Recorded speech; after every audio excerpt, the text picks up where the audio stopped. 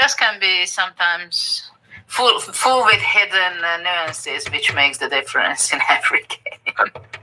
And talking of these nuances, Judith, on your point, after b5, one of the top engine moves is a4, probably because of that exact reason that the bishop is needed on b5.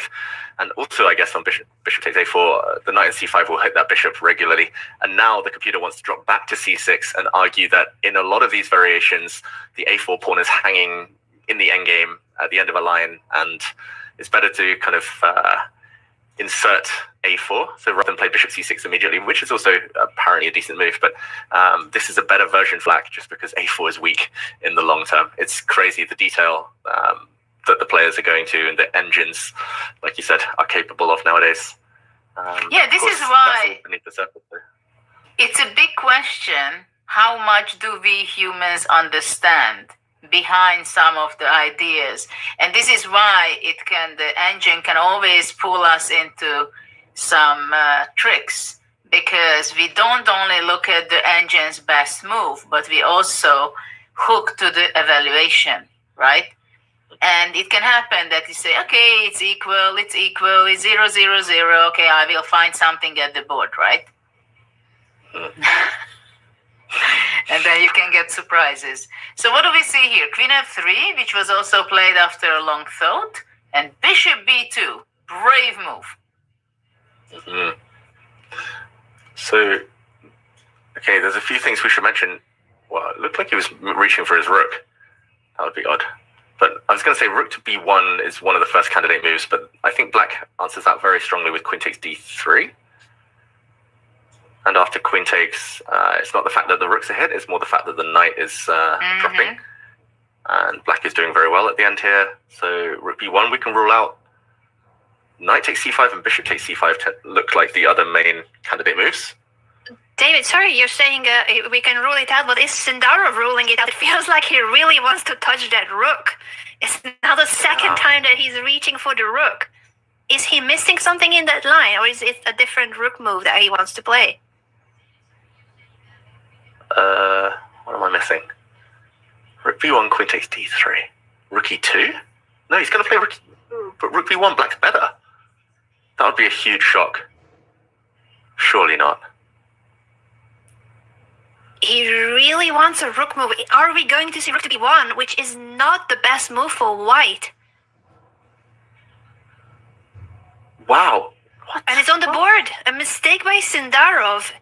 Not evaluating correctly the position after queen takes d3. The blue arrow showing that for WEI, that's the way to go. He will play queen takes d3. That's the only way you can save the bishop. Does he think of this as a forced draw, maybe? Is he bailing out? Like, queen takes d3, maybe we'll take everything, rook takes b2, bishop takes e4, and bishop takes c5. Opposite color bishops, but there was other ways to do it. Like, he could have taken on c5 with his bishop, and I don't think he was risking anything. He would have been a pawn up. He must have miscalculated. This is hard to explain. And of course, queen takes d3 by WEI.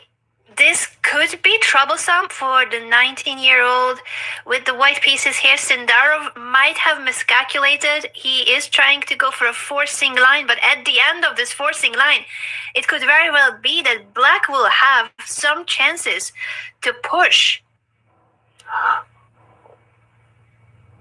Wow, he's miscalculated. He's thinking bishop takes e4, but black doesn't have to take immediately, apparently.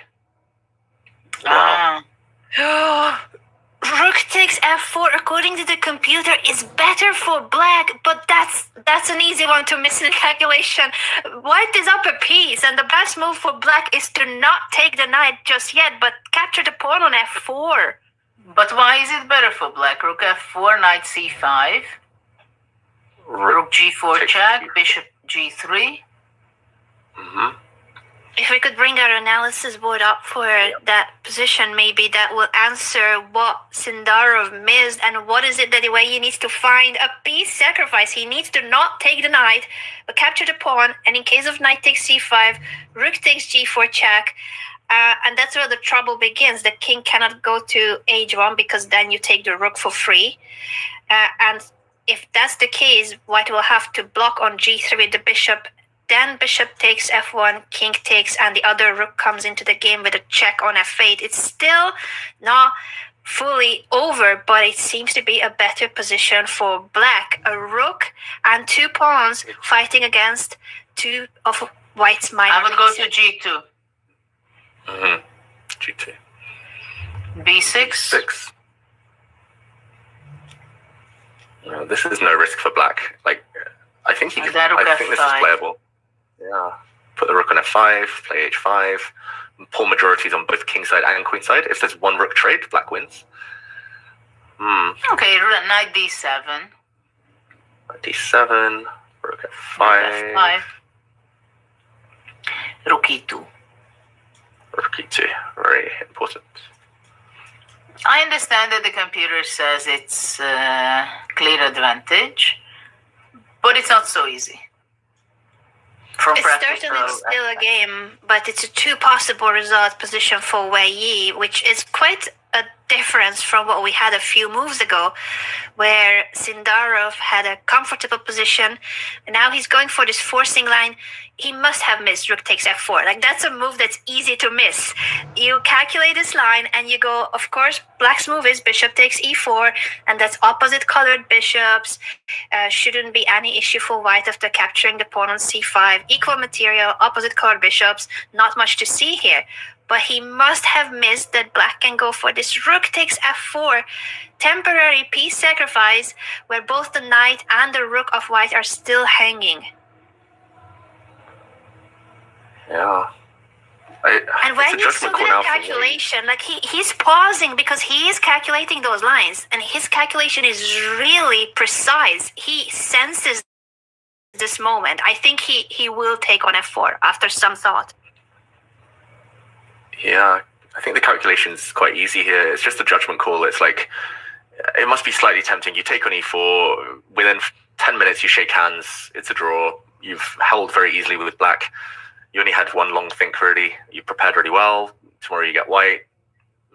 I think he would have taken that before the day started, but rook takes f4, probably not much risk, but at least there's an imbalance. Will he want the game to go on for another couple of hours?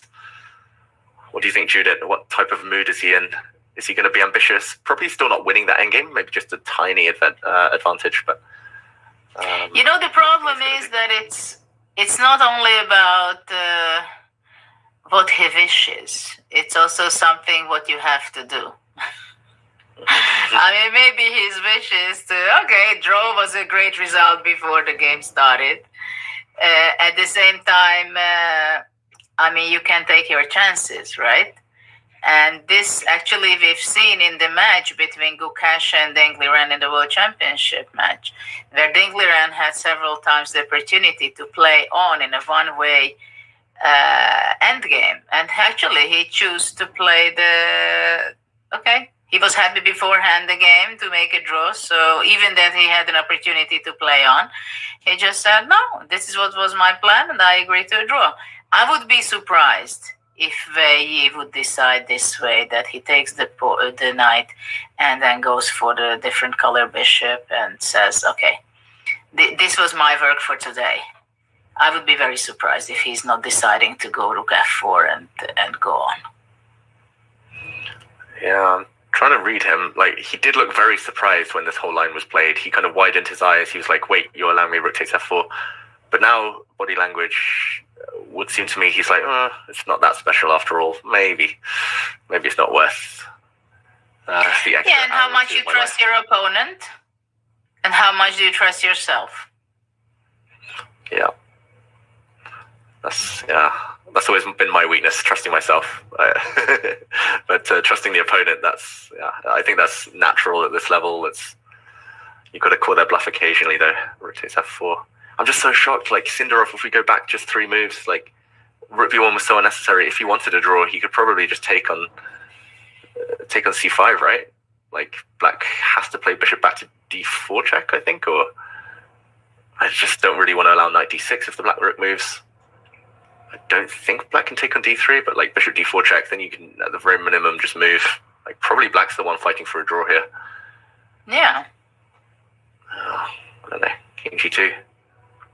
Like, a line like this, like, white's still a pawn up. There's no real reason to try and bail out. So it's just surprising.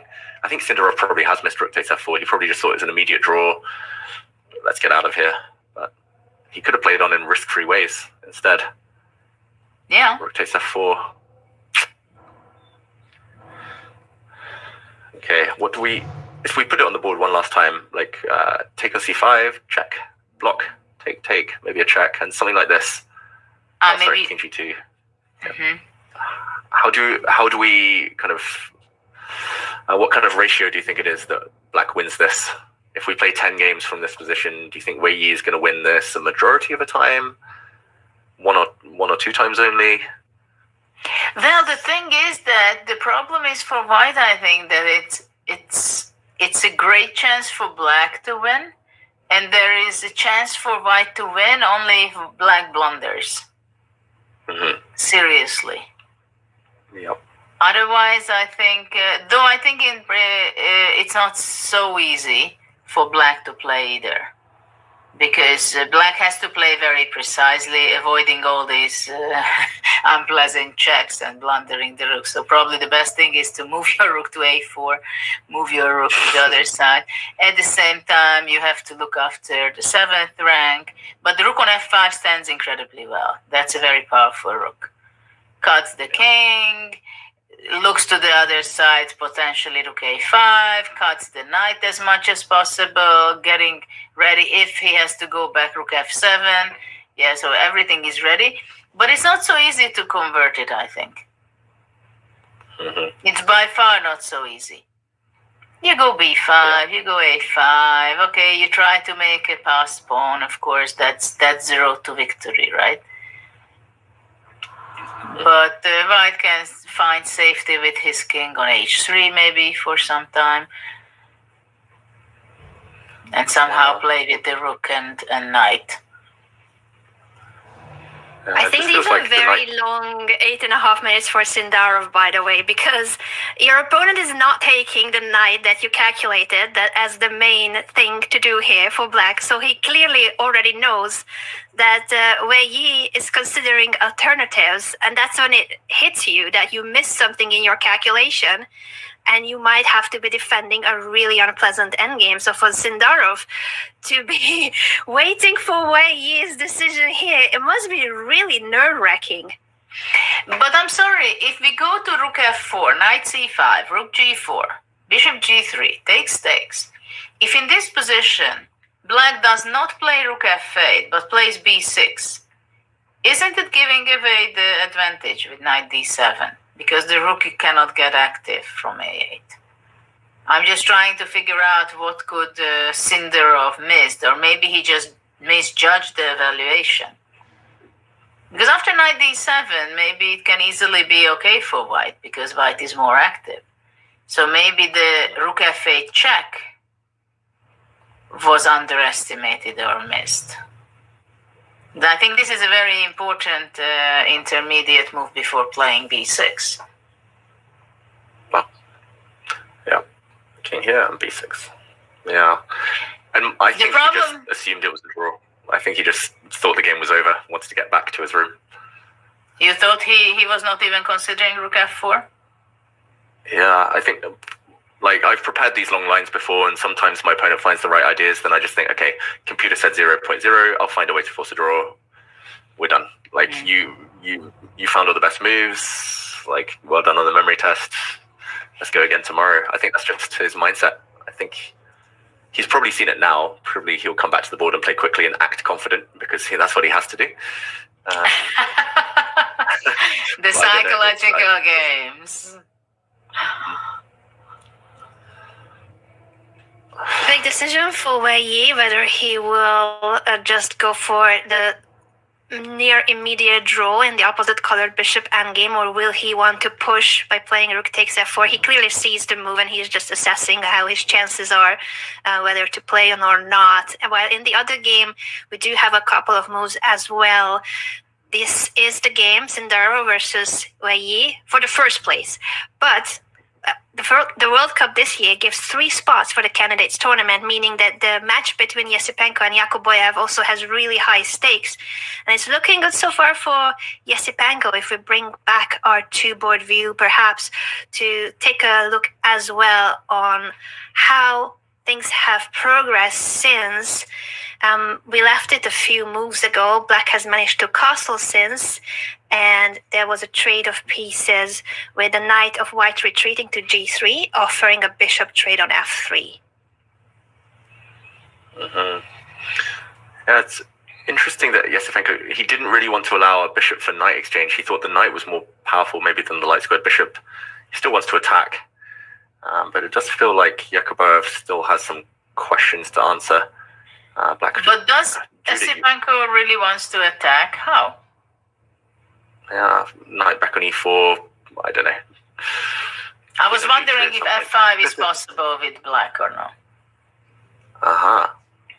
Maybe we can jump into that board, try and figure out what's going through Yakubboev's mind. He's down to just 36 minutes. He's only made 16 moves. So f5 for black. Yeah, I thought maybe white will combine, like putting rooks on the d file, knight on e4 with some kind of kingside attack, but probably don't even need to. If white gets that formation, then probably just positionally winning. So f5, good question. To keep this knight sidelined. Well, I can go also f6 if I want to force you. Just that you don't have to think whether you take en passant or not. Okay, I'll take en passant or on f6. You take it, and I go rook takes. Yeah. Yeah, and on knight e4, rook f5. You want me to weaken myself? He's reaching for his d pawn. This looks semi-healthy to me for black, at least. Doesn't look like there's anything immediate for white, but he looks like he's reaching for his d pawn. Unless my eyes are mistaken. I think it's the d pawn, d6 or d5 instead of pushing the f pawn. Pawn to d5. Okay, so also inviting the en passant capture, but pushing a different pawn. The blue arrow showing that the best move, of course, is the forced en passant capture. Yeah, that'll happen. White doesn't have f5 because of e5 being so weak, so yeah, that's the only way to remind black that he has suddenly 2 isolated pawns on the queen side. What do we make of this? Okay, so let's see. He takes d6, bishop d6, and knight d4 seems to be the most natural continuation, right?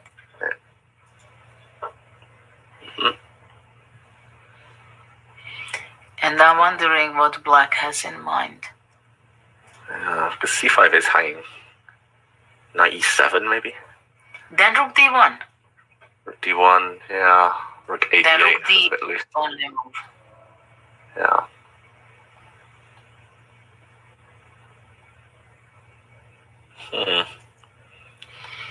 These pawns are weak though. Queen f2. Queen f2, knight d5. No. Knight d5 is possible, isn't it? Or bishop c5. Bishop c5. Because knight d6, knight d3, but bishop c5 maybe wins the pawn. But take? Queen takes? Queen takes, yeah. Or you go queen b7? Yeah, I was hoping to do something. Queen b8 or queen b7. Not sure which one. No, maybe queen b8. Maybe queen b8 because that keeps an eye on the f4 pawn as well. With queen f2, and white might just be either positionally better or winning a pawn in a lot of these lines, but Yakubboev's happy to play for activity. Very interesting. Yeah, ed6 is not on the board yet because Esipenko is away from the board. Otherwise, it will be no question to capture that. Yeah. Otherwise, black might be better. Yeah. Don't want to risk that. ED6. The battle of the two chairs, I think we will see that capture. So we go into that line again on what might be the best continuation for white after the trade on d6. It all seems very natural to bring the knight to e4, bring the rook to d1, and let black figure out how to not lose the pawn. Yeah, I mean, I don't really see many ways to save it. Like c4 just feels odd. But maybe feels c4. too dangerous. Yeah. And after c4, queen e2? Yeah, that's why, among other things, might just be losing this pawn. I was hoping for something like rook b8, but doesn't feel like it's going to be a long-term measure. Maybe even just rook b1. Maybe you can even take on c4. You say after takes rook b2 is not possible to knight takes d6 and bishop c5? Yes. And then queen d2, rook f2, right? Yes. Beautiful Eventually. tactical pattern, winning the exchange on f8. That will be quite a key line to calculate to make sure that there's no counter chances here in the second rank. Yeah.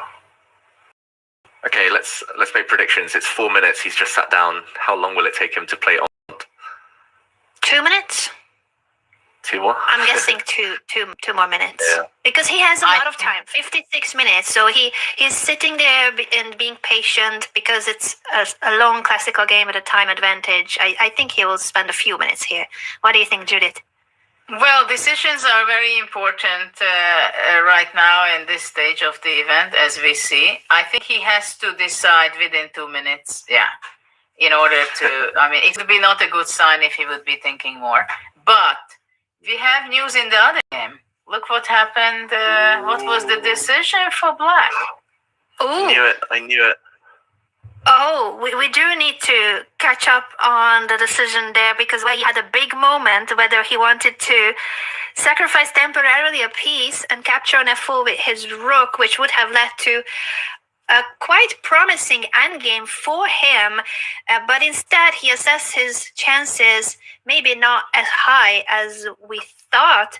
And he goes for this opposite colored bishop endgame that could lead to a draw in not a very long time from now. David, what do you think of WEI's decision to go for the draw line, not trying to push in the other version?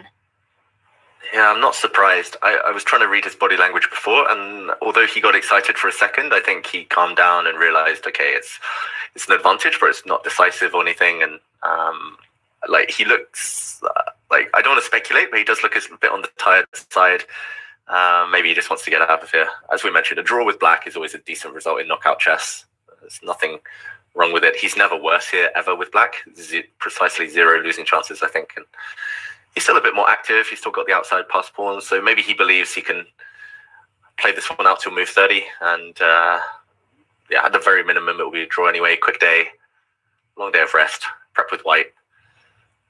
Sindarov dodging maybe a lot of suffering here, but I'm not shocked. I don't think it's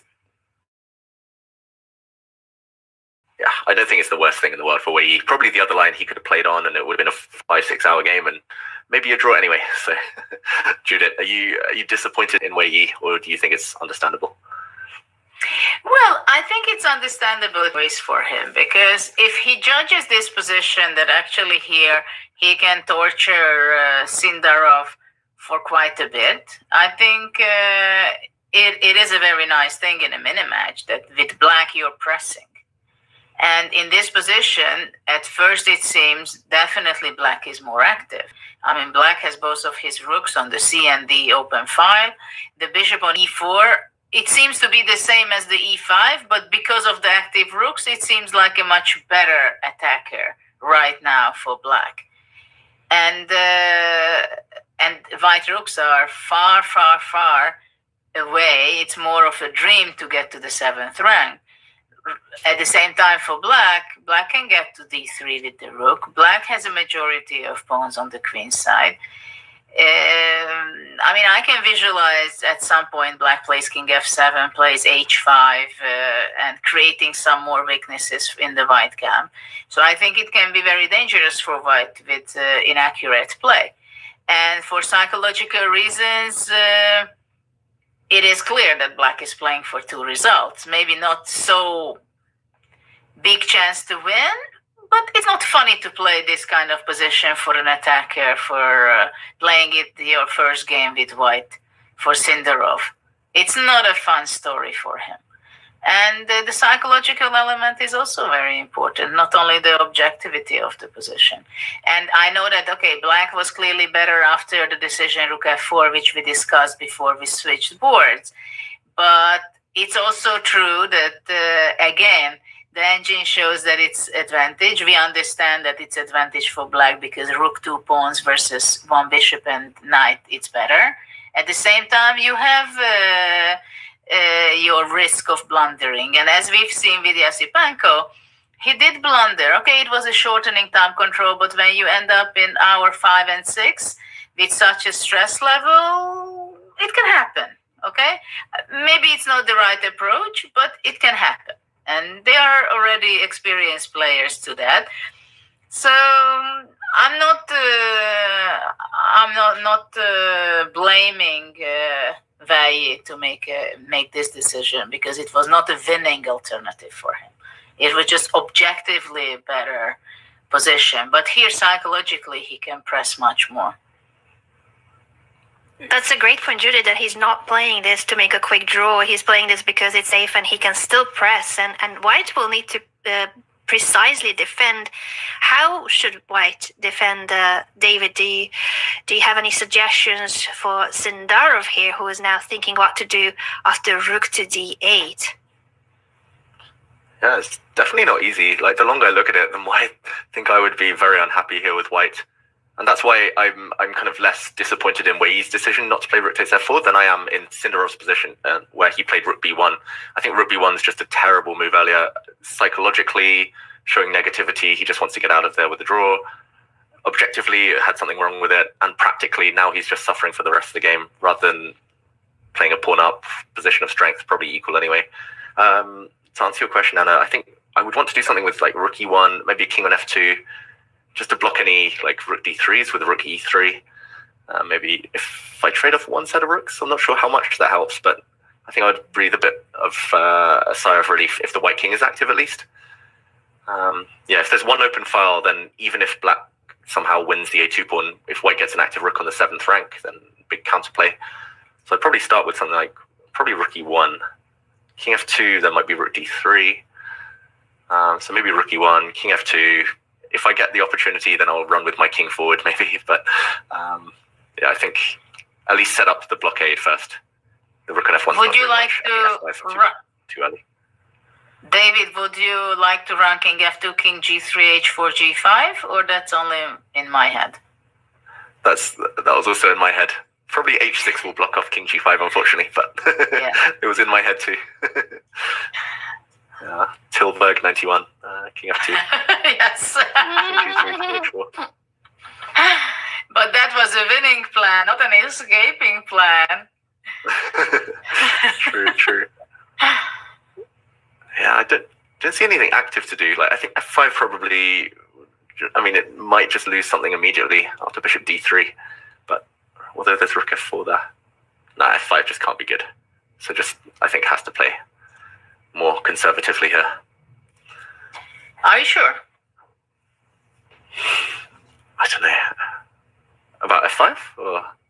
Yeah, if because this is always a question in these kind of positions, I think, whether am I going to play passive and show me what you have, or we say, no, we cannot go passive. We still always have to be looking for activity. And okay, the first question is also, as you said it before, if we exchange one pair of rooks, not that I can exchange it immediately, but let's say if I could, would it be the solution immediately? And I think actually it is. If white rook could be from f1 to jump as a knight and go to d2, I think that would be a clear cut for a draw. At the same time, I cannot do it. So one tempo behind in realizing this dream of exchanging one pair of rooks. Mhm. But if we check f5, is it a possibility for white to do so? Oh, I thought the bar would drop, but no. So rook Yeah, you d5 were is very one move. carefully making this move, yeah, f5, and waiting the magic of the bar I to know. a1, yeah, to a2 or something. I thought it would drop to at least a3, but no, he's going to touch his pawn, He's his reaching h-pawn. for his His h-pawn king, no? H-pawn. or the king. It felt like he was reaching for the h-pawn, but that would be quite an interesting decision. What? h3? That looks odd. If you go h, then I think you go h4. h4. To try to push I don't like it. further. Rook Risky. d3? Rook d3, king h2? Or, maybe. I'm scared I'm going to get mated now with white somehow. So white has a Okay. majority of pawns, 3 pawns against 2 pawns on the king side, and he might want to try to create a pass pawn, which is logical, but what is scary, I think, for us, and why neither of you considered h4, is that there seems to be problems about the white king, problems with the black piece's activity. It doesn't feel like you get a free hand that just go and try to create a pass pawn quickly. Mm. He's playing nervous moves. Like that f5 we mentioned, though, like we got distracted by the h4, but here, for example, if rook d5, how does white keep the pawn? Is it really bishop b8? Or? I think bishop g3 you can simply go, don't you think so? Oh, wait, of course, b7 is hanging. Okay, I'm blind. That was bishop g3 and b7 will hang. Okay, how about king f7 instead? Instead of rook d5, you mean? Yeah. Instead of rook d5, yeah. Just asking white, like, why he's played f5. Maybe rook g8 Rook sometimes. f4. I want to go rook f4. But maybe not here, because rook g8 and rook c1 and rook g2. And the h-pawn about to be touched again. Sindarov is very consistent about wanting to push on the king side, but not the f-pawn. I cannot we've believe got 3 he more goes minutes. h-pawn. No. He always nearly touches things and then he always takes it back. It's always like 3 minutes between him first doing it and him making the actual move. And there we go, h3. Pawn to Wow. h3. What do we think of this decision? So he's creating some space for the king on h2 in case of rook to d3. You know Jenny, what he are wants your to do? thoughts on this? Yes. I think... No, but that's not correct. No, what I'm thinking. I was thinking that maybe he wants to go rook f2 and rook d2. This is why he makes space for his king to on h2. He wants to go king h2 next, and then rook f2 and rook d2. And try to trade a pair white- of rooks, as both of you mentioned. That would be something to alleviate the tension here. Why don't did like you think that h3. wasn't correct? Feels wrong, but I don't see any refutation. Like rook d3 is just one hit and the king moves. Not the end of the Okay, world. so rook d3, king h2, rook a4. Yeah, that Ooh, was a threatening bit- to double rooks on the third rank, and the h3 pawn would fall. What can white do about And that? then rook c1. And on rook a3, you give a check, and I cannot go king e6 because you take on h7. I go rook d1 and you lose. No. I go rook a3 and I win. Oh, he's playing sorry. rook to b3 immediately. He does not want to allow this. So instead of king to h2, he has played rook to b3, immediately offering a rook trade. But that does give up the second rank. Does he... What is his idea after rook to d2? Just going back to b2? Rook b2. Wow. That is very calm defense. Very concrete. Very, very concrete. So he's using the rook trade as a strong card here to play. Every time black has an attack, black has a threat, he's gonna threaten to trade a pair of rooks. Wow, that is very forcing in a way, because you either trade or you will have to be repeating some of those rook moves. What happens here as you're analyzing David after rook c2, rook f2, and the opposite colored bishop endgame would be a draw? Yeah, probably Is just a draw in h3 general. a genius move? We didn't really consider h3 as a very good move for white, but Sindarov has found a very forcing way to defend. Yeah. Wow. Very impressive. Like, I would never even have dreamed of this, but he's holding it together. I don't see anything now for black to keep the rooks on. If you go back, then you're basically saying, okay, probably it's a draw anyway. If you want to win, you probably have to go back at some point. Probably now. At the same time, if I go back, let's say, to d7, Yeah. what do you do? Good question. Rook b2. King f7. I understand your jokes. King f7. King h2. And then I go rook d3. You stopped me. But now rook f. You're going to go rook a4. No, I go rook c1. Wait, that was even better. You even told me that earlier in a different variation. I have two rooks and a bishop. Whoops, that is checkmate. Okay, I found one way to lose the game. How not to lose here? Yes, he should keep the rooks on at least for a few more moves. WEI, he's controlling the open files. He's not risking anything. But on the logic of earlier, not taking on f4, probably he's going to bail out with a draw now.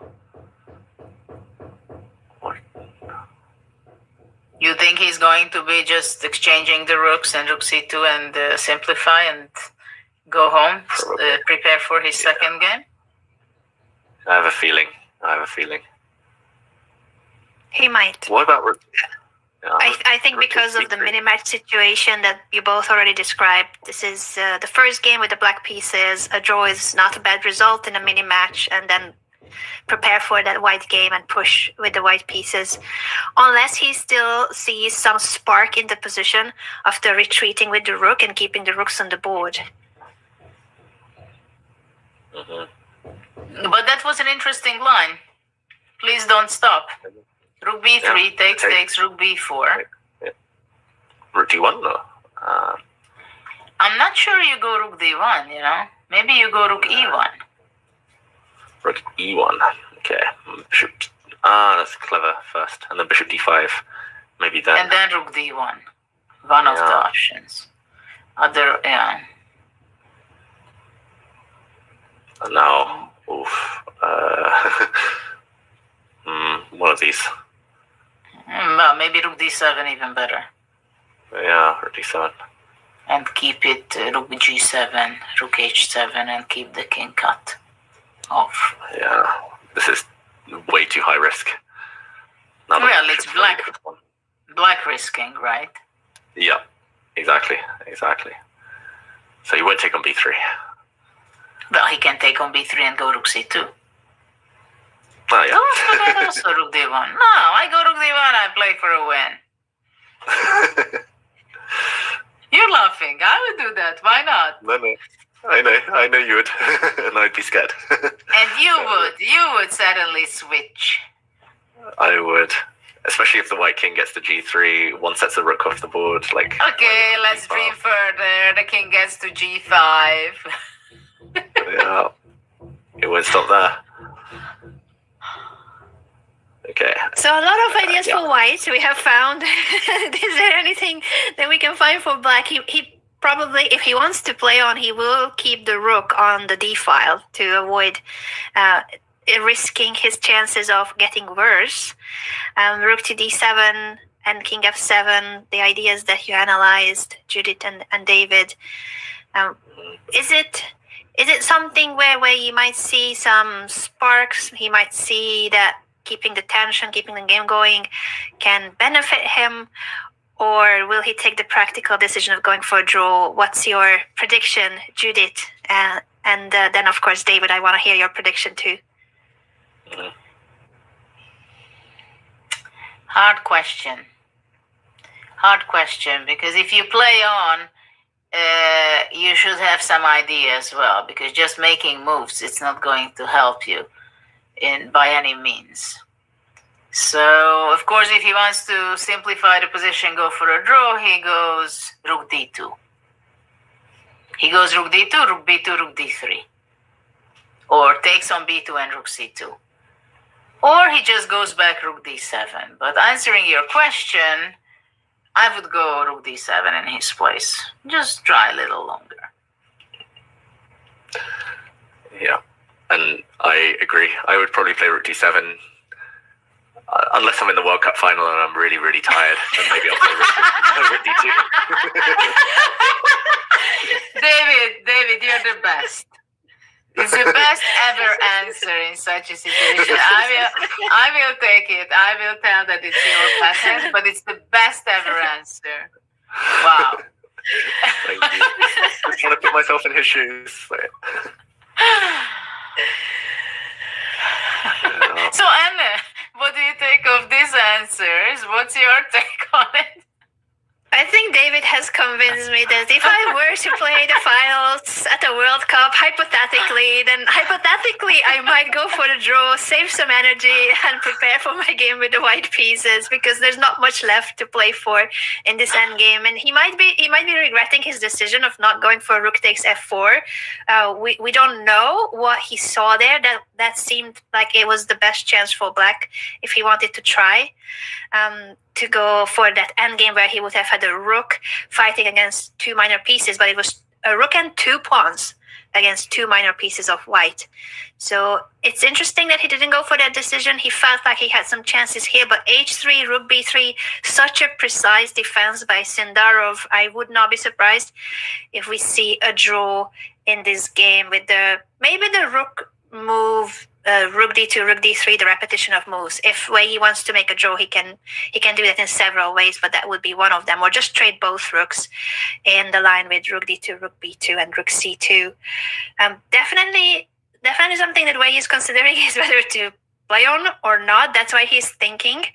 And if he wants to play on, as you said, Judith, he needs to show some ideas. He cannot just continue making moves. If you decide to play on, you need some ideas and plans here. So I think the three of us are predicting this could be heading toward a draw, but we will be heading for our break actually and leave it with a cliffhanger whether WEI wants to continue or not. And I do want to remind our viewers that we have a sale. The annual holiday sale of Chess Up is on now. Until December the 1st, you can save $100 on your Chess Up 2 board. This is a physical electronic board that syncs to your chess.com rated games, which you can then save and analyze on chess.com with built-in Wi-Fi, a touch screen, and touch-sense pieces. Chess Up 2 supports players of all levels. So to get the discount, all you need to do is use !Chess Up in the chat or the promo code CHESS to unlock $100 off till December the 1st. The lowest price of their holiday sale season. I did play on this board against Grandmaster Eamon Hambleton, and I had so much fun. So I would definitely recommend that you check out what this board can do for you and for your chess. We will take a short break, and when we are back, will WEI continue? This is the big question in the game for the first place at the World Cup. See you in just a moment.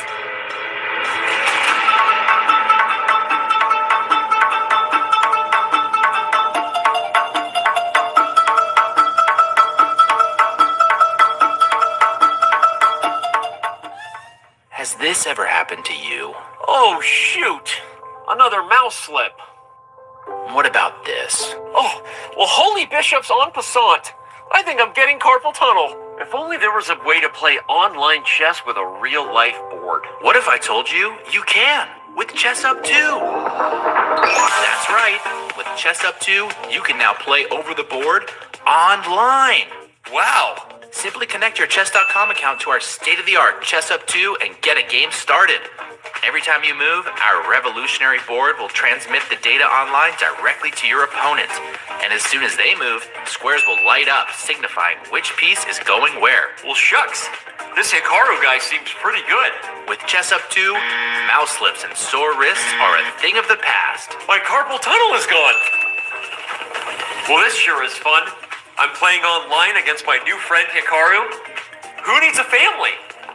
But I sure do miss clicking on a piece and seeing all of my available moves, like they have on chess.com. Well, Danny, you're in luck. This feature is totally available on the Chess Up 2 as well. Wow. Well, I'm convinced. But hey, what if I don't just want to play an opponent online? What if I want to use one of chess.com's other great tools? I thought you'd never ask. With Chess Up 2, you can fully take advantage of the chess.com integration by playing bots, analyzing your offline games, and even using our optional AI assistants to visualize the quality of moves with color-coded hints. Well, holy Chess Up, you did it. You made IRL chess cool again.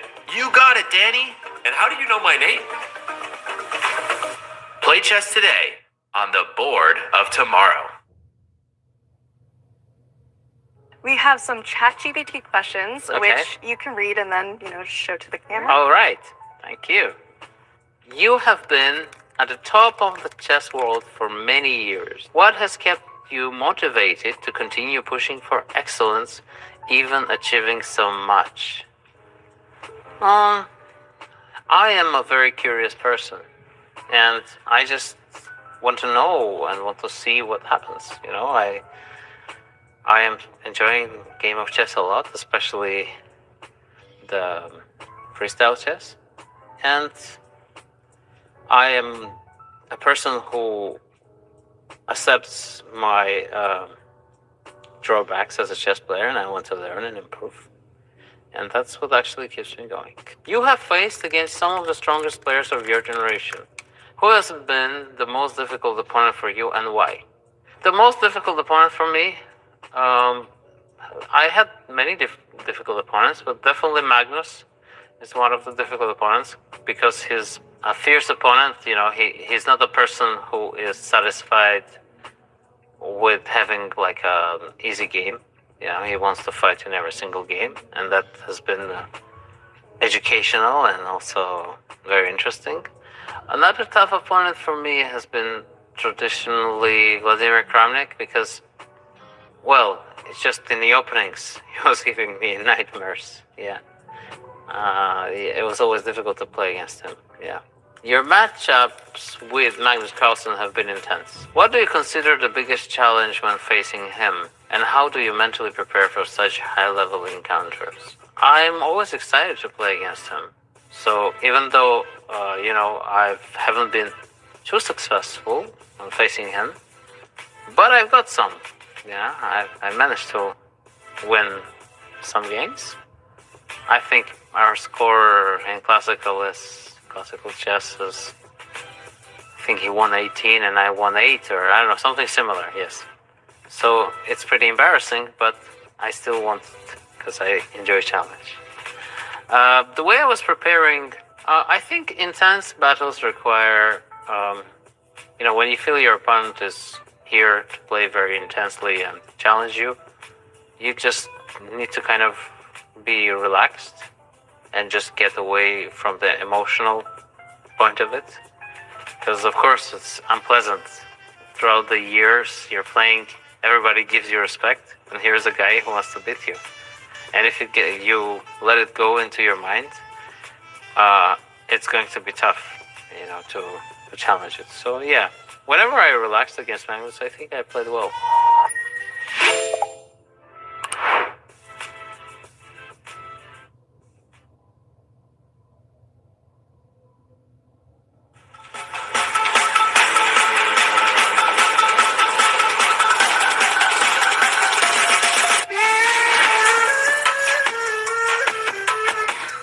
Welcome back, everyone, to our coverage of the FIDE World Cup. This is the finals and the tense moment between Javokhir, Sindarov, and WEI playing for the first place.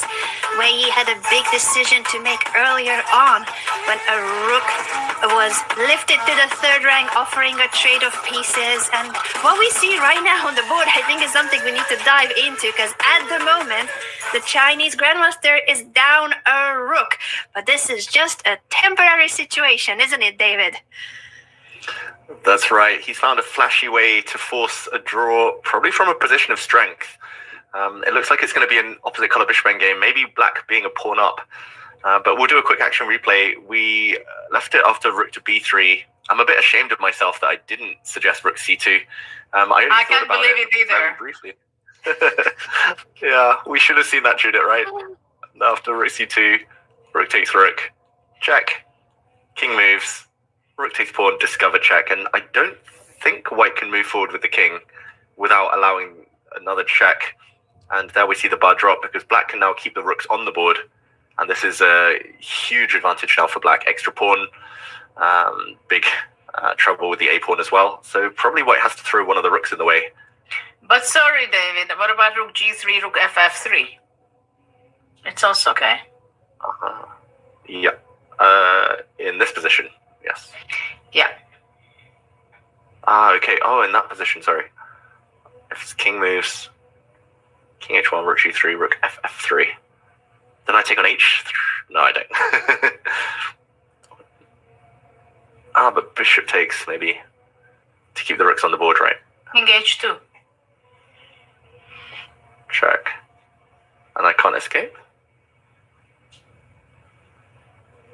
Simply bishop e4 or bishop something. Sorry. Bishop e4, maybe, yeah. And then... Got confused in this endgame. But I think you're right, though. Like, yeah, it's a weird position. Like, one of the rooks has to go in the way. Probably this one, right? No. Rook g3 and now king h2. Well, I think both rooks are okay. Yeah, probably. Wait, which one did I? I'm getting Doesn't matter confused as well. which one you put there. And after the main idea is rook g3, king h2. Mm-hmm. And this should be a draw. Should. I always say should in an opposite color bishop endgame, but this one. Yeah. Well, this is not very difficult. I guess. White. Maybe a4. a4. Mm-hmm.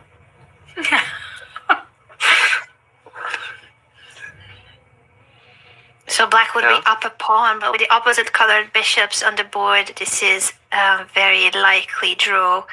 As you said, though, David, it would be a draw from being the one that has the extra pawn, a position of power, and you've got the black pieces in a mini match, so not a best start for WEI. And he went for the variation that still poses some questions to Sindarov, because he still needs to calculate that king to h2 variation. He needs to figure out which rook to place on f3. So some practical decisions, some pragmatic and correct, accurate moves still need to be found by Sindarov. So WEI, even if he went for this variation, it's still testing Sindarov as much as he can in this equal position. Well, I'm sorry, guys, but I still don't like the decision Sindarov made, h3. I mean, basically he went into...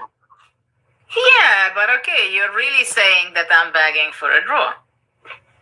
Yeah. But then surely, Judith, you should blame rook to b1, right? Like we were saying earlier, his decision with rook to b1 was also not only questioned by the computer, but just from the human perspective of you're trying to force a draw when you could have continued with the position with an extra pawn where, yes, black has compensation, but you at least have your extra pawn and you can continue the game. But instead, he was trying to force a draw. He was trying to get out of the playing hole, and that probably is not a good sign for the match. No, he just Since rook b1, something goes wrong in this direction. What can he be thinking of now? Basically, he's thinking of which rook to play to f3, right? Because the question is if rook f1 to f3, rook g3, king h2. But hold on, maybe not no, maybe not. King h2 was his plan. What about going rook d3 to e3? Bishop just goes back, yeah? Bishop c6. Why am I losing this? Yeah. Wait, what? Bishop takes, check, there. Again, I make the same mistake. Check, rook g2, and bishop goes back. Okay. Mm-hmm. Sorry about that. So, okay, rook g3, rook f3, rook g3, king h2. So Just the thinking thing of whether is, he should go for this and keep rooks on. whether he goes rook, keeps the rook on, to go rook d7. No, but rook d7, rook h3 even possible. Oof. Check. Nice. I'm not sure it wins, but I wouldn't like to try it. Yeah. He should just get rooks off. Like. But okay, the question is maybe he wants to go rook d8 check, rook d7. What do you think of that? Rook check. Rook d7, but he's still a pawn down there. And rook a3. And rook f2, rook a3. Or rook. Not very funny. But okay, so let's go on with the rook exchange on f3. Oh, sorry. Here we go. After rook g3, king h2. Takes. Maybe the best move is bishop b8. And after a maybe somewhere. 6.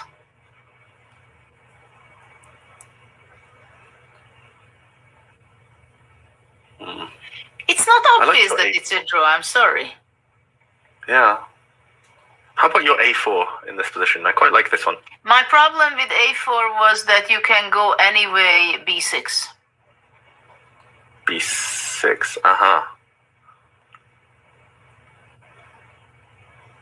But And then after bishop b8, a6. After this, you go but if I bishop c6. Yeah, if I just give you the a pawns. But how can you be so generous? I'm a generous guy, Judith. You should know I didn't think that No, we are never such a with the good pawns, friend that David. you're We giving. know you. No. David sacrificing pawns. What's going on?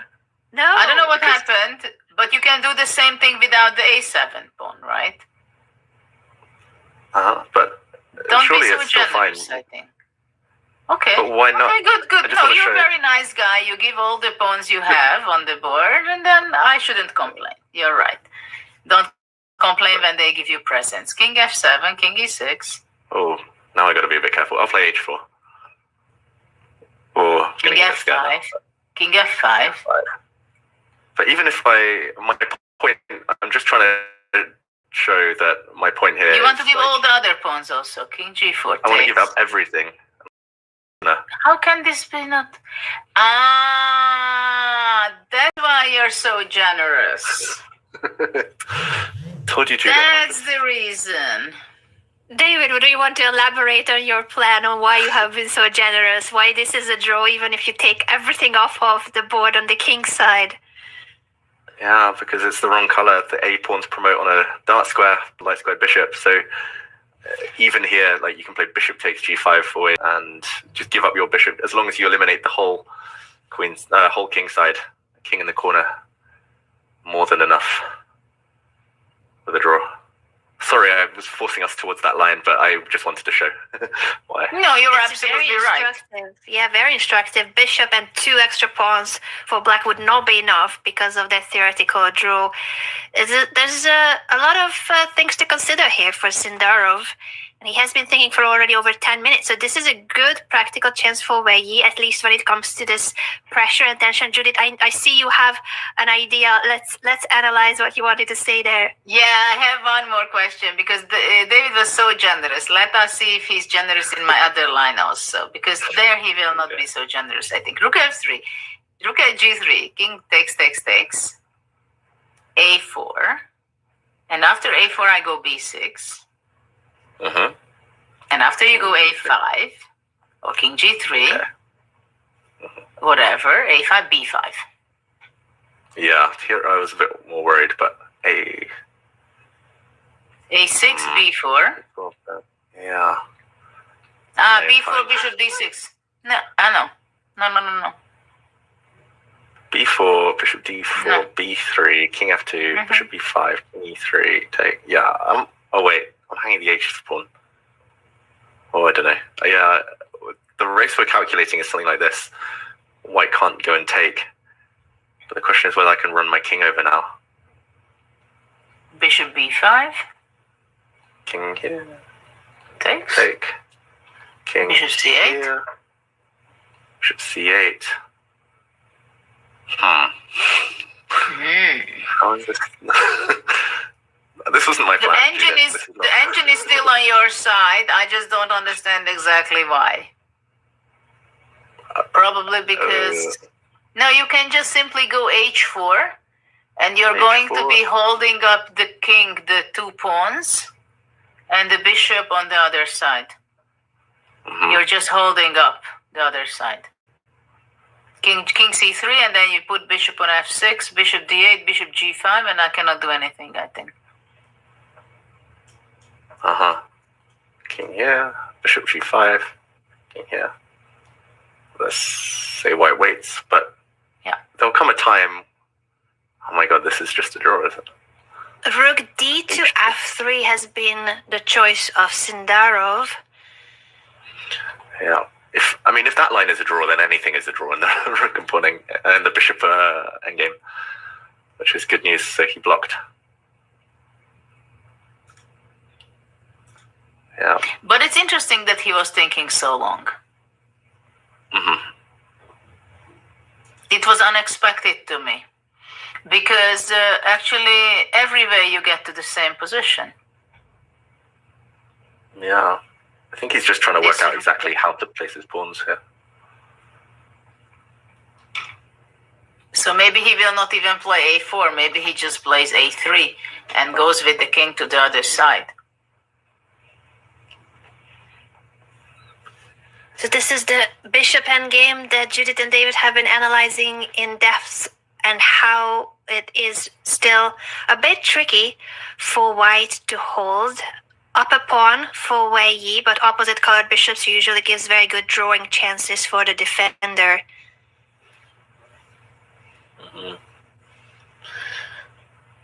Yeah, I think this is 95% or more chance of a draw. This is not how it started for Sindarov. No. It was Would 20 you moves think- of theory. 20 moves Would you of prep. think after he played g4 with full of energy that this is the position he will have to defend? I wouldn't Certainly give that.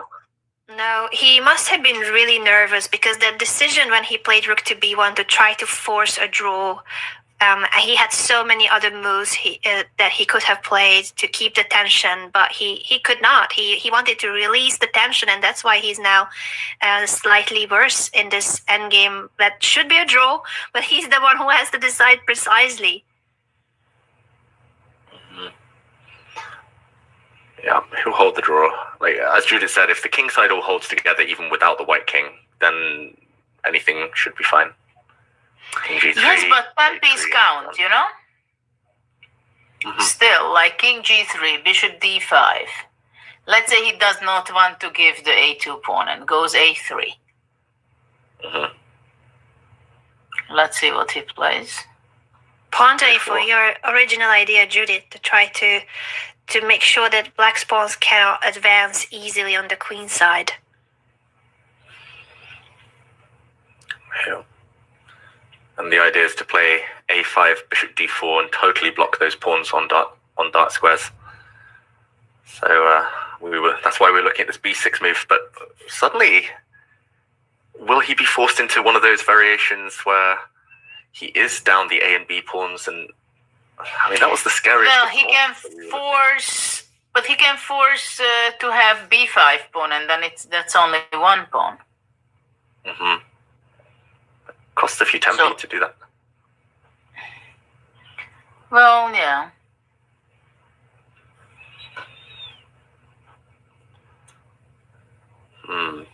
I'm predicting b6. I think that's the only real winning chance.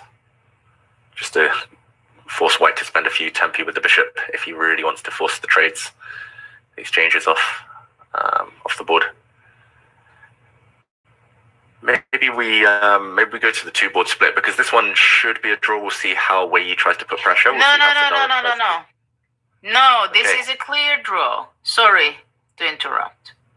But after a4, if you go b6, we go bishop d4, and then we go a5, so to force the black to have an a pawn.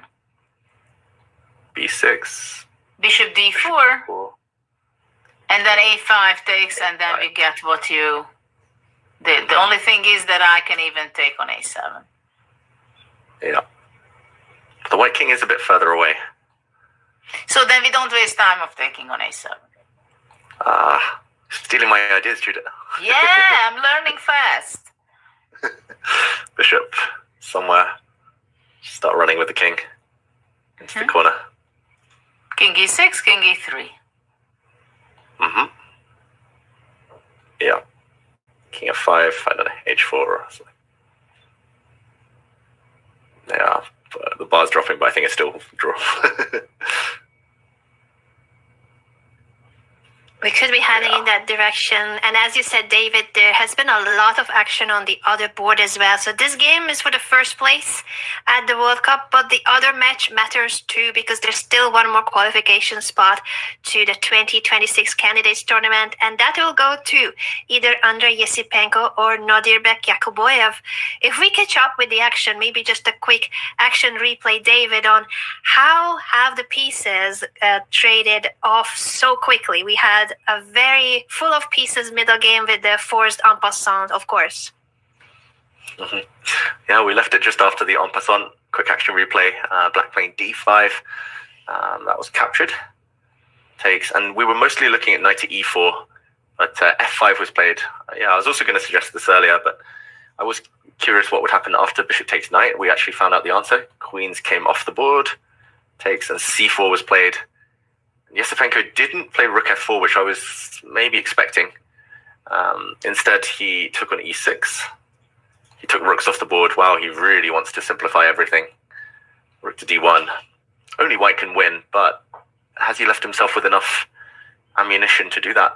Has he left himself with enough pieces, resources? Black will probably get counterplay with the knight at some point, either in d3 or g4. What do we think here? Is this a good practical try for Esipenko?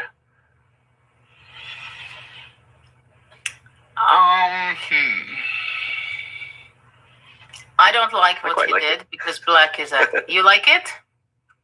I don't know. Just in a practical sense, like he low on energy. Yesterday was a hard day. Like he's playing again, no risk, 2 results. I like the position. I don't like the fact he could have had more. I think that's the problem. Well, probably knight e5 immediately. Knight e5. Yep. Rook d6, maybe.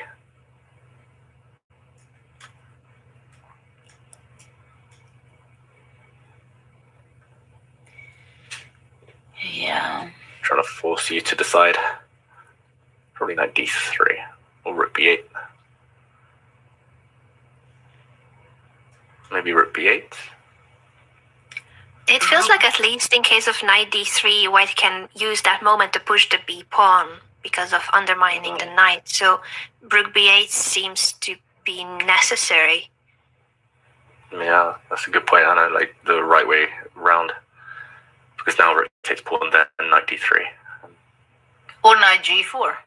Well, now knight g4 with actually. back rank checkmate ideas, I like that too. I mean, yeah, you can go bishop c1, yeah. Passive. But that rook d8. Very passive. Rook d8, rook e1, or maybe king f1. King f1. Oh, white's Rook close d3. to consolidate. Rook d3. Rook e4 maybe.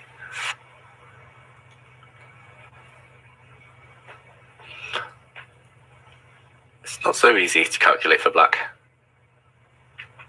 No forced draws, at least. It's not. Yeah, but I like your knight e5 to start. Rook b8 maybe But is the maybe other. there is better. Maybe there is something better. Yeah, he could start with rook b8 as well, as you're highlighting similar ideas, but immediately attacking the pawn on b2. After rook d6, I guess we will transpose because the knight has to go somewhere, and e5 is the most active square. Yeah, this is quite important then. Like, okay, let's say rook takes pawn. Knight g4, bishop c1. Knight d3 maybe after all. Yeah, maybe knight d3. Does give up the a pawn though. Don't know if that's important or not. Bishop a7. e7 pawn? Or do I go for bishop d4 and then rook e7 type of idea? Yeah, that's something I was worried about with white.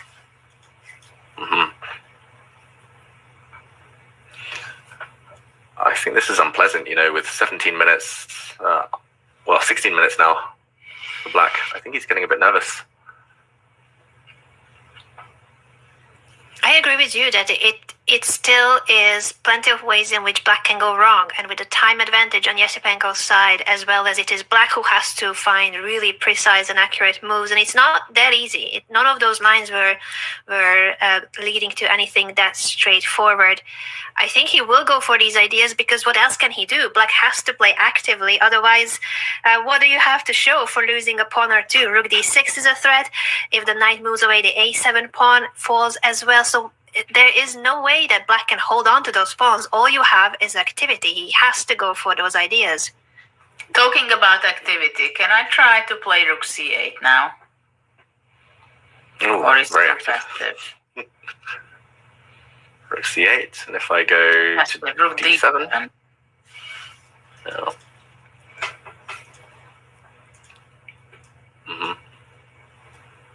I thought you want to take the pawn with rook d6, king f7, rook d7, and grab the a7 pawn. I was so generous to you, and no pawn grabbing?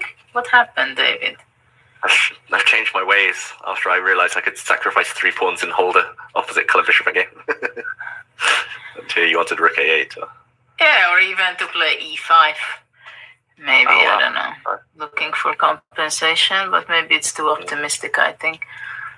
It's just a pawn. Yeah. No, I wanted the pawn, I just wanted to do it without out. Yeah, I'm really surprised the computer says 0.0. It's really deceptive because black probably has to find not only a few forced moves, but also like long-lasting compensation or a deep plan. I don't think there's any way to immediately guarantee a draw. Very difficult. Yeah, there are counter plays, like on b2 there is a weakness. The knight, if you can visualize it on g4 or on d3. Knight d5 would be also a great spot, but somehow it's not fast enough. What about It seems e5? like the black attack, well, the counter attack that you have been analyzing, Judith, by the way, the computer agrees with all of those ideas, even with the knight maneuver all the way to g4, that line that you have analyzed. According to the engine, that's one of the best. And in that final moment of the king f1, if we just go back to the position that you both have already shown, the computer just says king to f, push the rook away, and whenever white plays something like rook e4, that's when you give a check, and then you play rook to d3 to attack the pawn on g3. And this is how the computer wants to defend it, with this concrete idea that the white rook either has to block, or now you have the problem of the pawn. We might be heading in this direction because rook b8 is on the board, and this line is pretty forcing after rook to d6. The knight has to go. Yeah, that was very important. The pendulum rook d1 check, white blocks, then you go away. If white moves, you give a check, and yeah, that's maybe the way to force things. 8 minutes on Yeah, the of clock, course. though. Initiative is always important. Mhm. And none of us will be surprised if black holds it, right? No. Like, accuracy is needed, but I think he'll find that he has enough time, probably just about. But again, if the with any pawn substances. would be on f3 or h3, white would have a huge advantage. Very true. Yeah. This damaged pawn structure is the main problem of white, and that's why the extra pawn is not enough.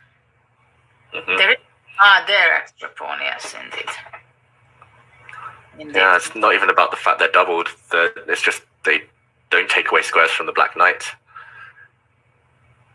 Yeah. Right, do you think if the pawns would be on the double pawn would be on the h file, h2, h3? Oh. Maybe Would F2 you is like real. it more? I know, not a nice question. F2, F3. I could put my king on like G2. those weak squares around the king. But yeah, the healthier pawn structure, Judy, that you said, that's appealing.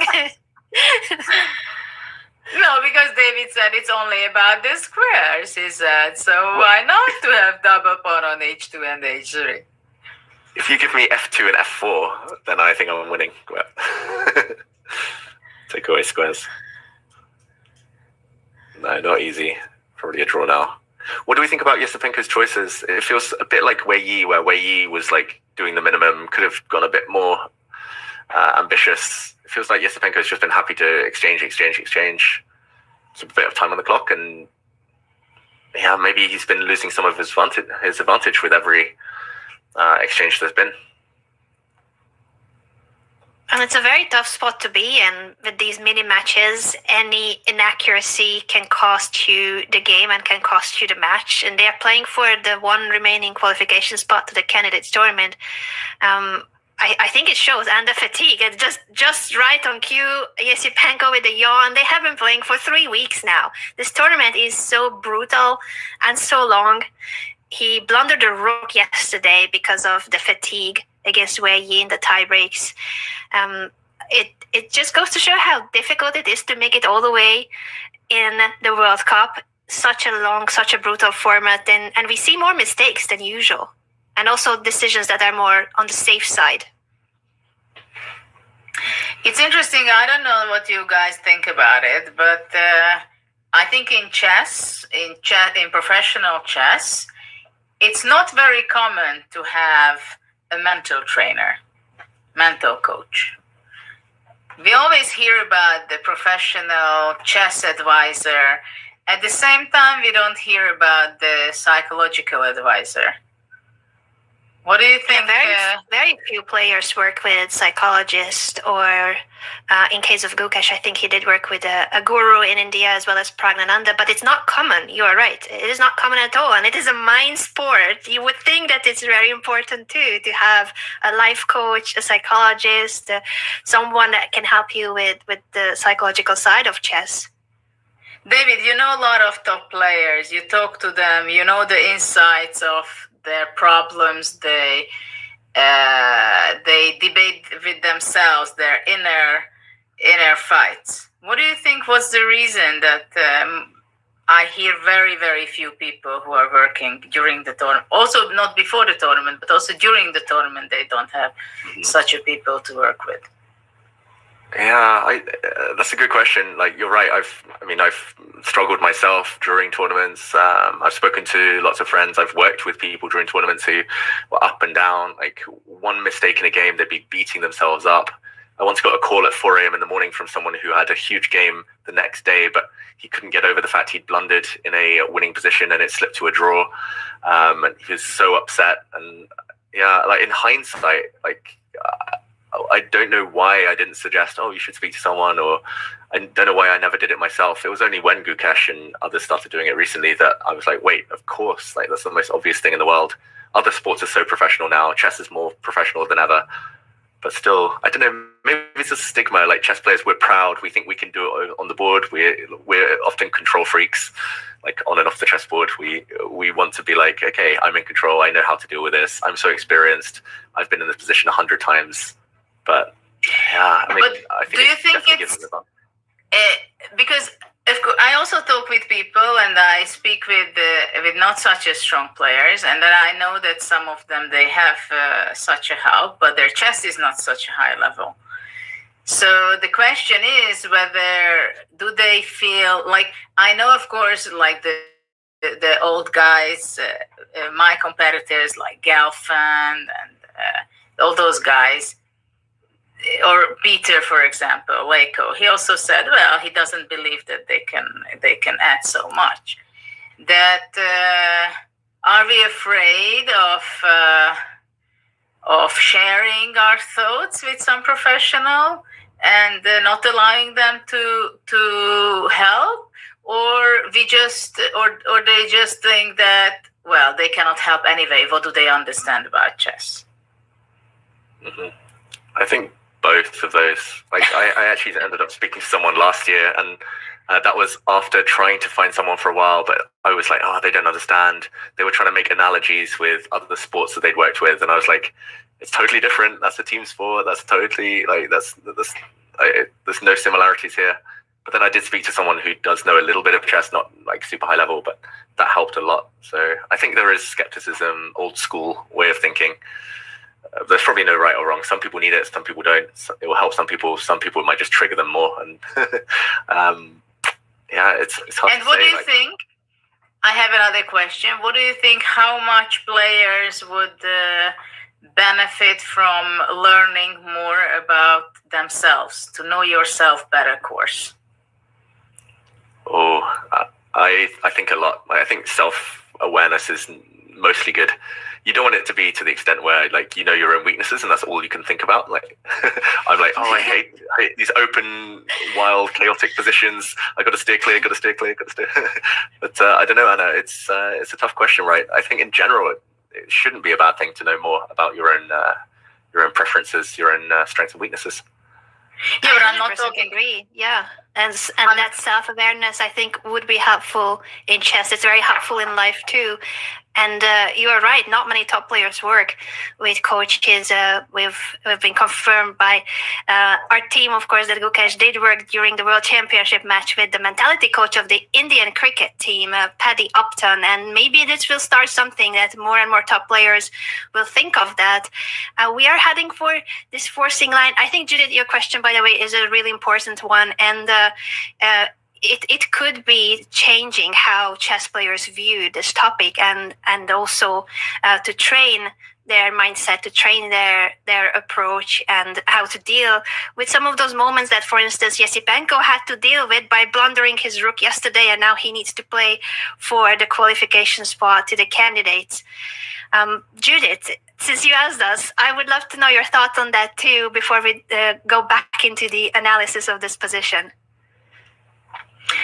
Well, for me, it's very interesting to talk about it, and I'm also learning quite a bit. And as I'm very much deeply in education with my own program and trying to figure out what the future of education is, I'm engaged a lot on this topic about self-awareness and how much it can help to benefit for youngsters.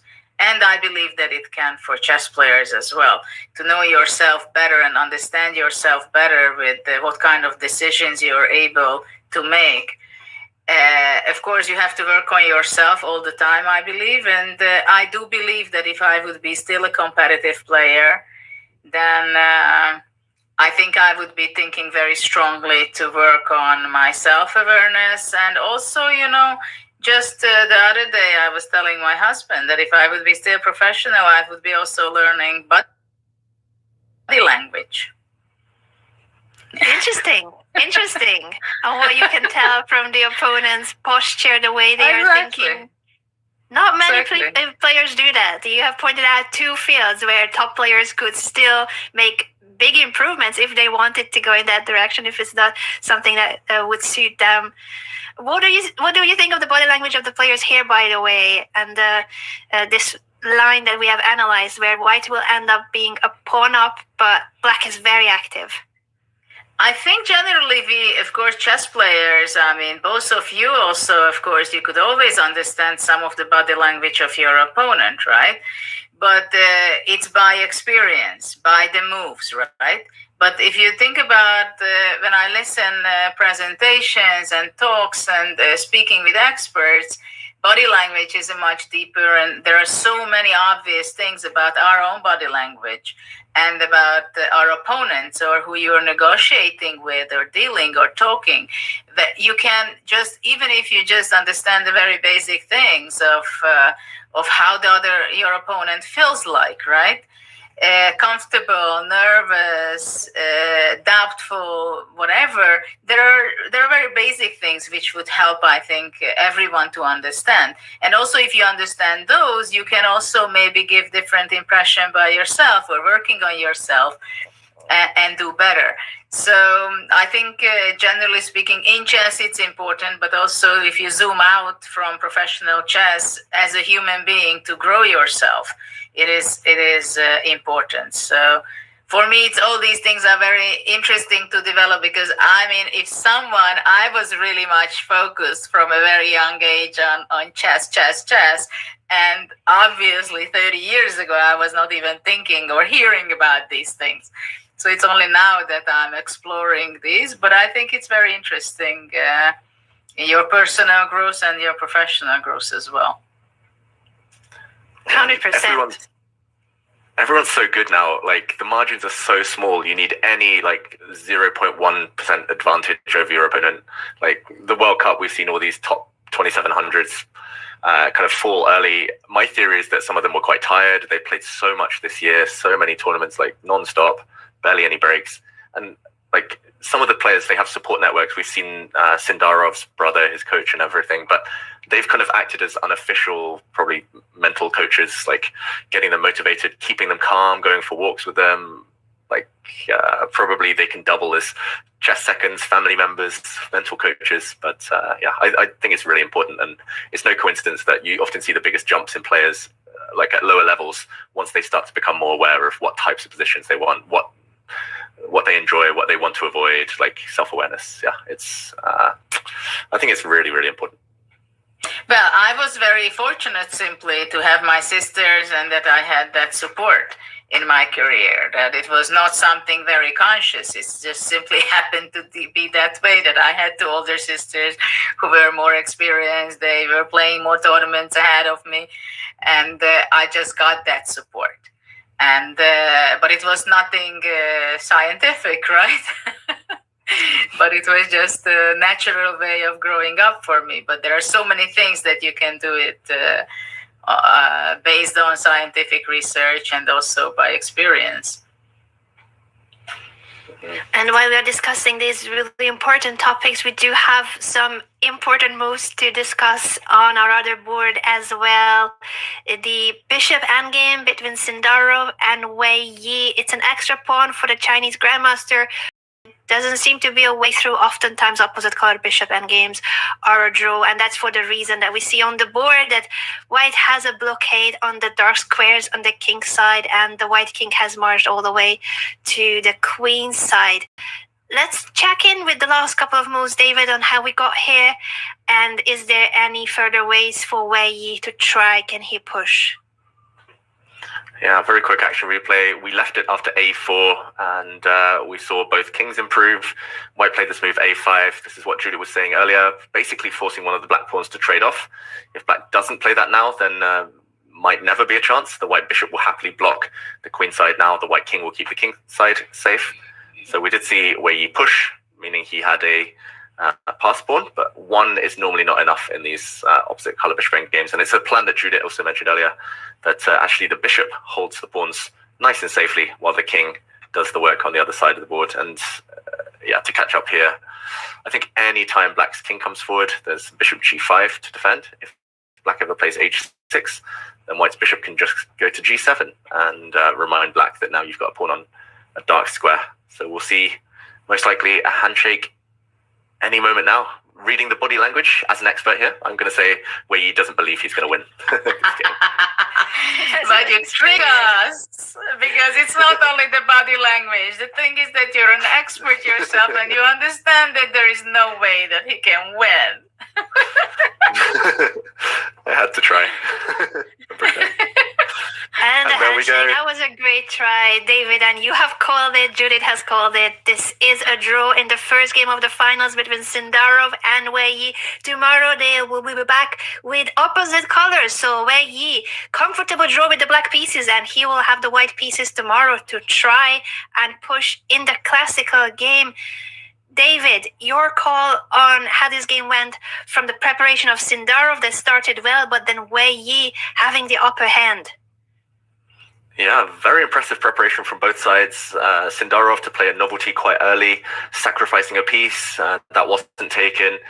He went on the attack, but equally impressive from WEI to throw away a pawn with d3 first of all, then to calmly take a pawn on b2, which turned out to be a very clever move. I think Sindarov, the big mistake was rook b1. That meant he was on the back foot for the rest of the game, but ultimately he was never lost at any point, and he defended when he needed to. WEI, it would have been fun for us as spectators to see what would have happened if he'd gone for rook takes f4, rook and 2 pawns versus 2 pieces, but it wasn't to be. And I think, a decent result.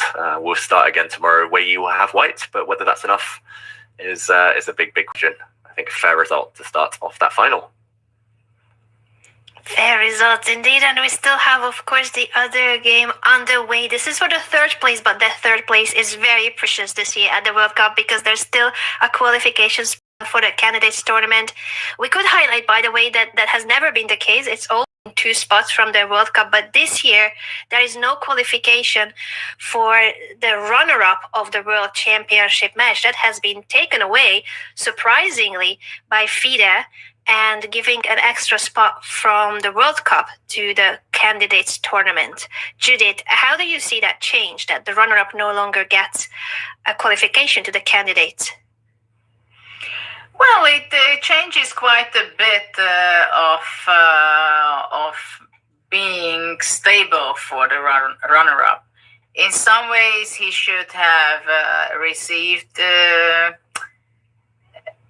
for the candidates. It would be nice to see him in the candidates tournament. At the same time, it's only 8 spot. So I also understand that everybody has to go from scratch. And okay, you were there at playing the World Championship title match, and then you go back and you have some advantages, but not exactly that immediately you are already in the candidates tournament. So there are pros and cons for that.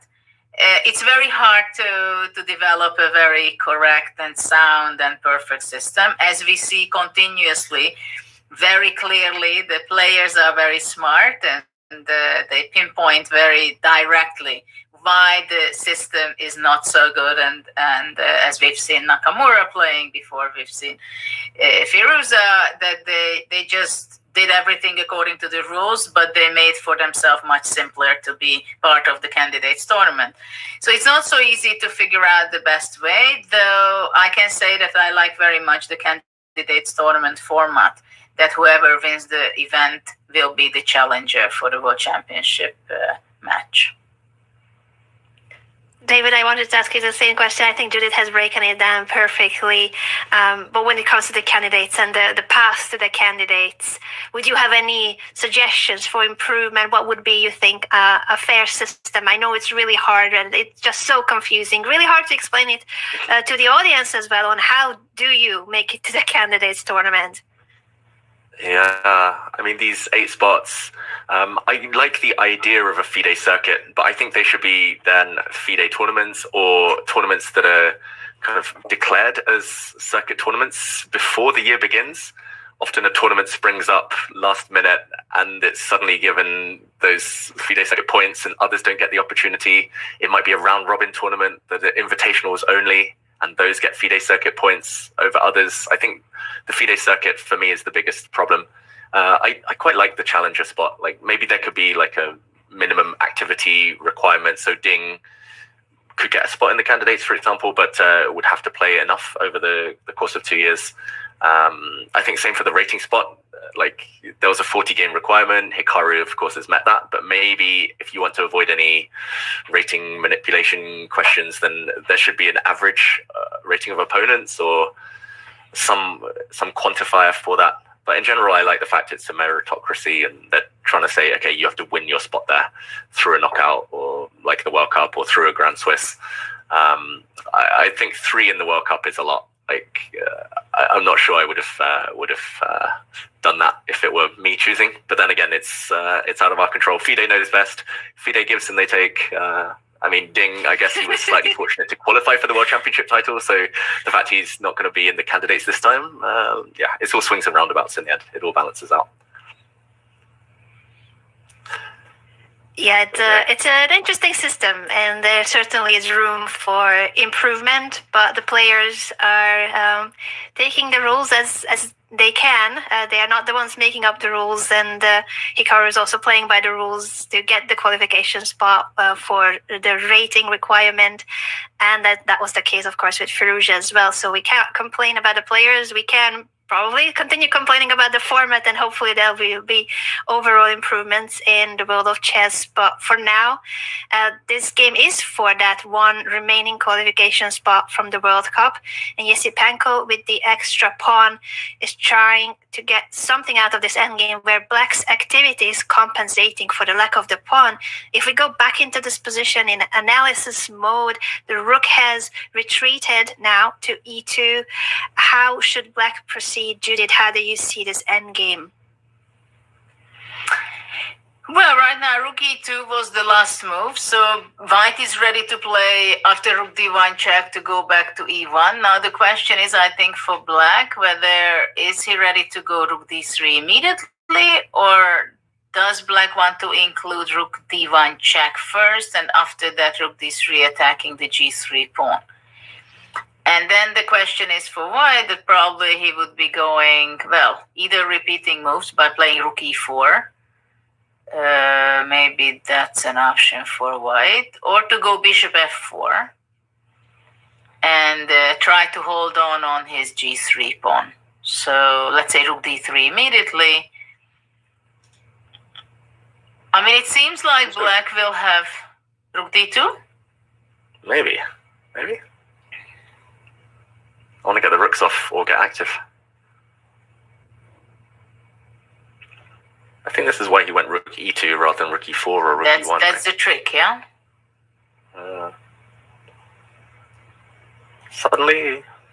Even here, I'm not sure you're going to be able to win the game. If I exchange the rooks on d2. Ah, okay. Is it Even if you winning? take. Should be, yeah? Because you're going to go some past pawn, b3, b4. Yeah. If you had your pawn on So a4, maybe- then I would agree. Yeah, so maybe just rook d1 first is better, not to allow White to do things like that. Check, and then rook d3. Now maybe your bishop f4. And then I was thinking, can I go h6?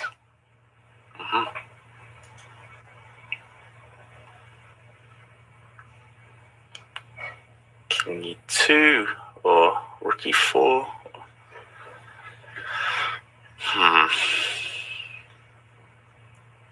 King e2? I don't know. g5? Yeah. Bishop b8 or something. I don't know.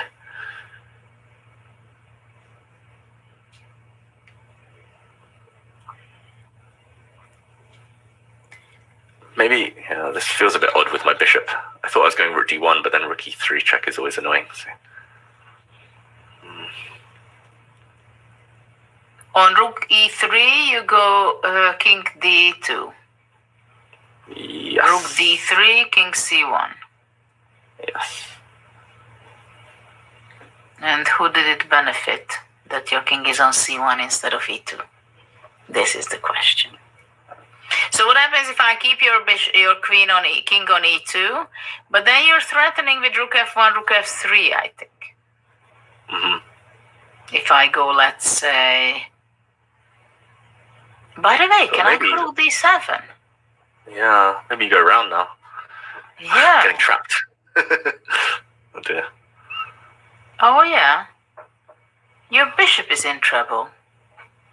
Yeah, I don't like bishop b8. I'm going to ask for a take back, Judith, if you allow me. Take Go back, and take I'll- it back, but I'm happy if you're... What are you going to do? To go back to c1, or are you just begging want- for a draw? I want to play rook e4, and if you play g5, I'm going to try and take it, maybe. after rook e4. Rook e4. What about rook d1? Yep. Then I have to move. Look at what he played. Rook d5. Wait. Bit of a different idea. Can we see how it compares to the ideas that Judith and David, the two of you, have been analyzing? Rook to d5.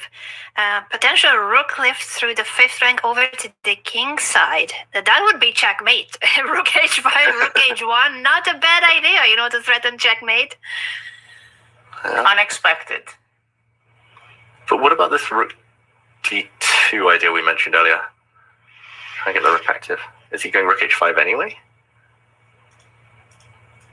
There is an idea, I think, also to go rook a5 at some point and to weaken the pawn on a2. On rook d2, I don't know what black wants. Maybe rook a5 anyway, like you said. Or rook h5 first. Rook h5, But king e2. king e2, rook h2. Rook h2. Yep. Or maybe there's rook e5 check as well. Ah, that's interesting. Maybe. King doesn't have so many good squares. If I come That's forward, very I might get unpleasant mated. for black. Knight h2. Yeah. Ooh. I don't know White if I'm is brave in enough to danger. Rook e1.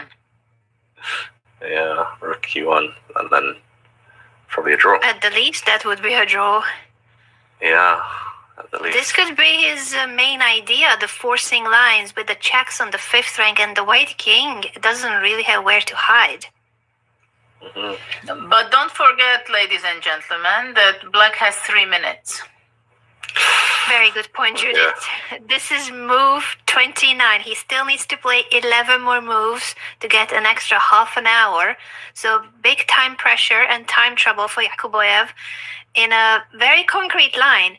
I think he has figured it out so far, but he needs to continue playing this precisely. With rook to d5 now, the question is over to Esipenko and how he's going to deal with these ideas on the fifth rank. And you know also why he went rook d5. Very interesting idea, by the way, because suddenly there are such a new patterns in the position, new ideas. Rook a5, rook b5, rook h5, rook f5. But also, if white goes bishop f4, g5 is there. Mhm. So I don't have to waste time with h6, g5. I think I would probably play rook e4 with white and say, okay, we've both shown we know where to put our rooks, and then rook d1, rook e1 feels like a better square for white. Although maybe still there, rook d5.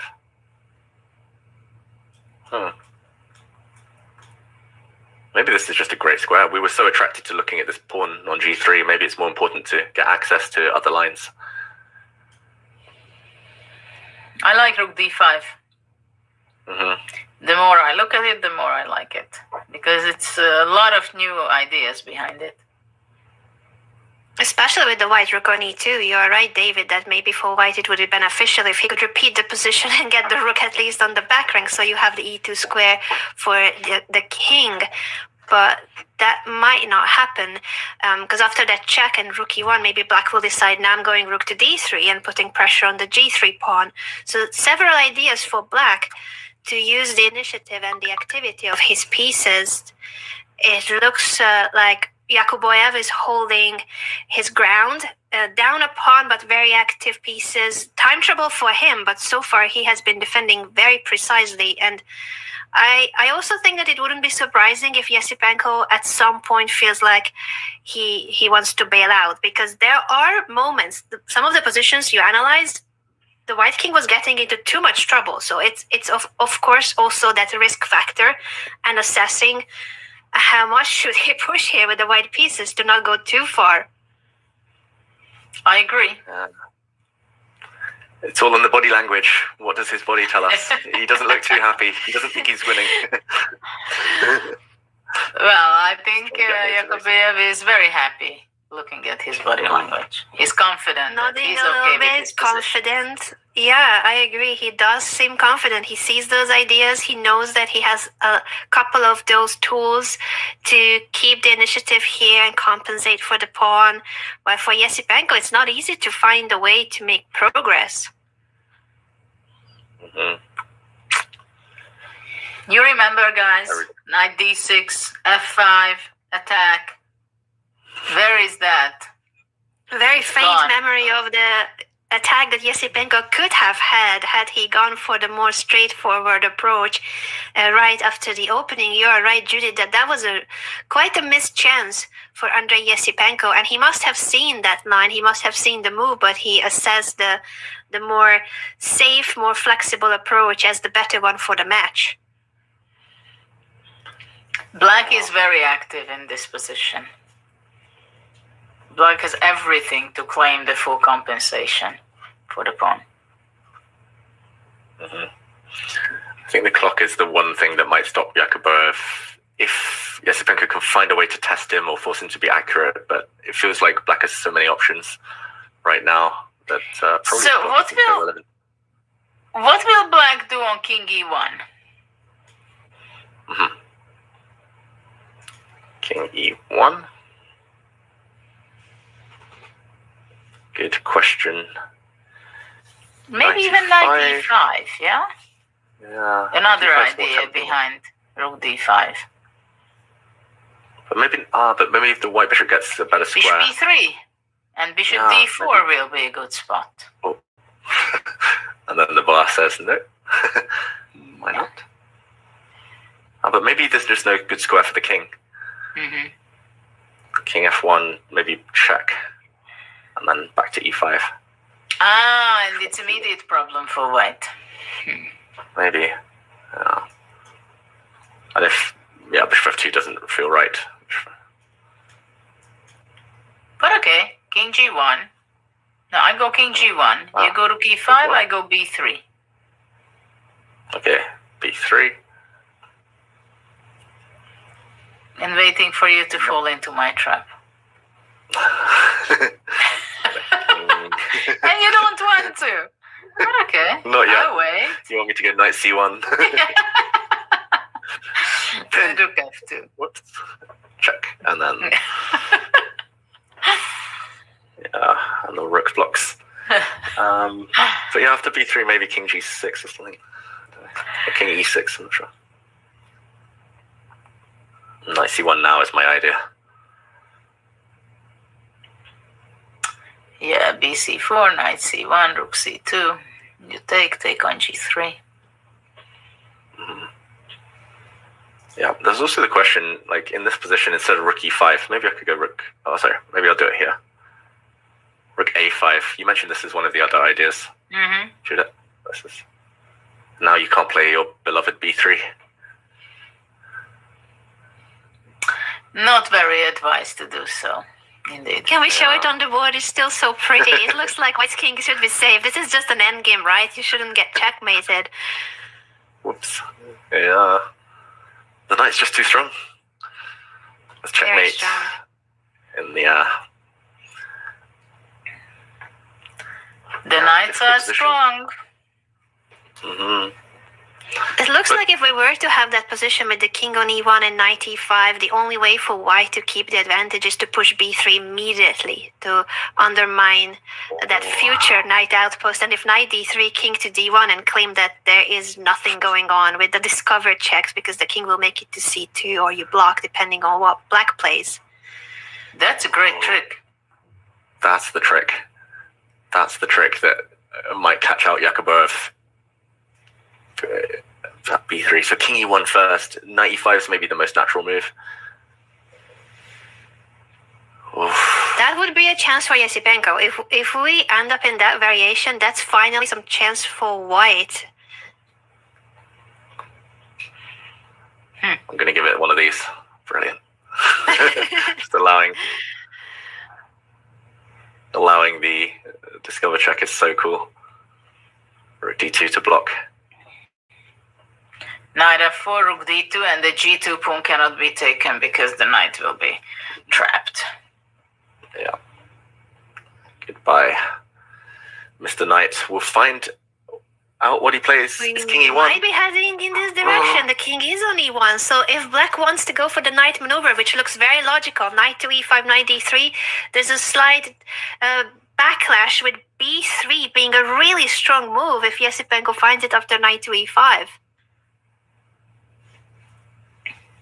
Wow. Of course, knight E5 is not the only move for Yakubboev, but he only has 3 minutes to make this decision.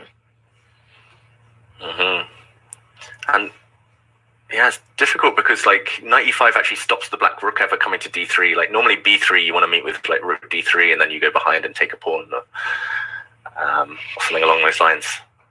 Not easy. Maybe he just needs to wait. But how? Eighth.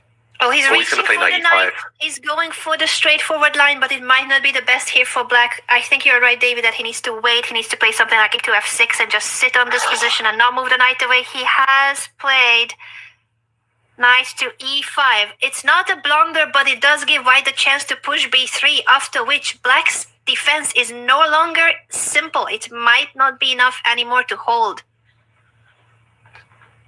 Wow. B3. I think he takes the lead if he plays B3. I agree. I think But was his plan to go B3? Because knight E5 was a move which he did not miss. It's clear that that was the most natural move to play. That'll feel He's like a looking cold in that shower. direction for sure. He is looking in that direction. I think he will play B3. I'm gonna predict B3. Because otherwise, why would you step into this knight fork? Well, when I said King E1, I didn't see B3. You would have seen it after, Judith. We all know your abilities. You would have played it. It would be like, that knight needs to be kicked out in the future. I need my pawn on B3 in all those positions. I think you would have figured it out easily. It's possible to figure it out, of course, but for example, I don't know if Esipenko had this idea beforehand to go King E1 and after knight E5 to play B3, because it's a very unique, very fine tactics, right? That you're relying knight D3 and you go into this incredible line on D1 and you allow the knight to make I say what kind of move? Like jumping away, discover check, yeah, and then you can go rook D2. So it's like it doesn't seem right at first intuitively. At the same time, by concrete means, it works. And we didn't even see anything similar idea in the whole game. He has played it. He has touched the b-pawn and he pushed it to the b3 square. This is on the board. Esipenko finds the best move, and now the pressure is on Yakubboev. 2.5 minutes left for this back grandmaster, and his position is getting worse. But I have the feeling that Esipenko, now look at his body language again. Now I'm focused. B3, you blundered it. I surprised you, and you have no time. When he played B3, he kind of looked at like Yakubboev as well. He was like, "Oh, I bet you didn't see that one coming." Yeah. Good luck with your clock situation. Now we play. Now we fight. And you're right, David, that it's because of the knight on E5 that these are possible, because black always had rook to D3 in situations like this. If white